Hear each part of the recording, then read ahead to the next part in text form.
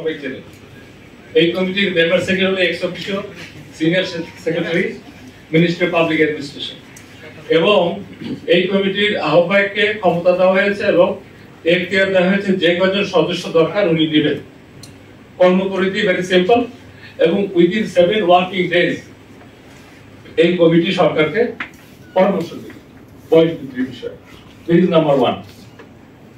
Number 2 হলো একটা সম্প্রীতি কালবেলা পত্রিকা, আপনাদের মধ্যে যারা আছেন উইদাউট এনি সোর্স এটা বড় ধরনের কি বলবো গুজব ছড়িয়েছেন এবং ছবি টবি দিয়ে এখন ভাইরাল নিউজ করেছেন।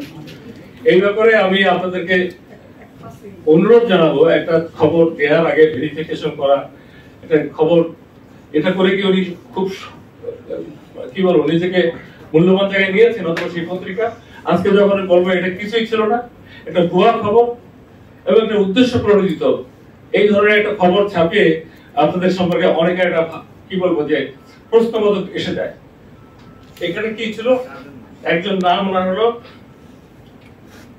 মির্জা সবেদ আলী, একটা ভুয়া অ্যাকাউন্ট খুলেছিলেন পদ্মা ব্যাংকে। এটা হলো আমাদের লক্ষ্মীপুর, তাই লক্ষ্মী বাজার নাকি লক্ষ্মীপুর বাজার কোথায় হবে, যাই হোক পদ্মা ব্যাংকে অ্যাকাউন্ট খুলেছিলেন ভুয়া, এবং 2000 টাকা দিয়ে অ্যাকাউন্ট খুলেছিলেন, 2023 সালে খুলেছিলেন, এবং যেদিন এই তদন্ত করা হয় সেই অ্যাকাউন্টের ব্যালেন্স ছিল জিরো টাকা, কোনো টাকাই নেই। আর 3 কোটি টাকার একটা কি বলবো যে ফলস একটা ব্ল্যাঙ্ক পাহাগুলো কোথায় কোন রুমে কোনো তথ্য নেই, সেই সাংবাদিকেও ডাকা হয়েছিল, উনি কোনো শব্দ দিতে পারেননি।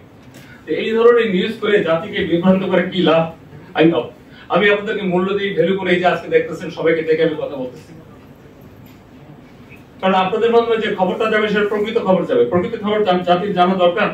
And you are a force. এখানে কয়েকটা বিষয় আছে, দৈনিক কালবেলা পত্রিকায় উঠেছিল, এটা 24 সেপ্টেম্বর 2024 সালে হয়েছিল, 1 সদস্য একটা কমিটি করেছিল, সেটার বিরুদ্ধে পাওয়া হয়েছে, এবং ব্যাংকের যিনি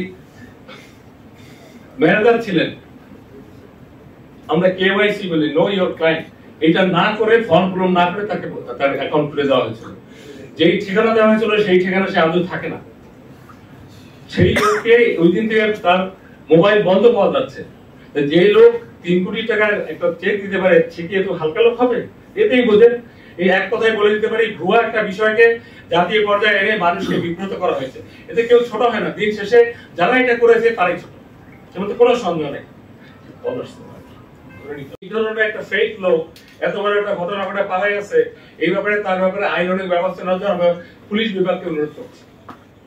সেকেন্ড আমাদের কি বলবো যে রিকোয়েস্ট। আর প্রথম যেটা হলো যে আমরা তথ্য এবং যে মন্ত্রণালয় আছে সেই মন্ত্রণালয়কে রিকোয়েস্ট লেটার দিব যে আমরা আমাদের যে মিডিয়ার সাথে যাদের তথ্য মন্ত্রণালয় সম্পৃক্ত সবচেয়ে বেশি না, যাতে আমরা তথ্য সম্প্রচার নাকি এই মন্ত্রণালয় যাতে এই ব্যাপারে প্রয়োজনীয় উদ্যোগ নেয়। আমরা একটা তাদের নোটিশ দেবো যে এরকম ঘটনা ঘটেছে, আপনারা এই ব্যাপারে এইটা একটা তাদেরকে ডাকতে পারেন। এই হলো নাম্বার 2। নাম্বার 3 হলো আপনারা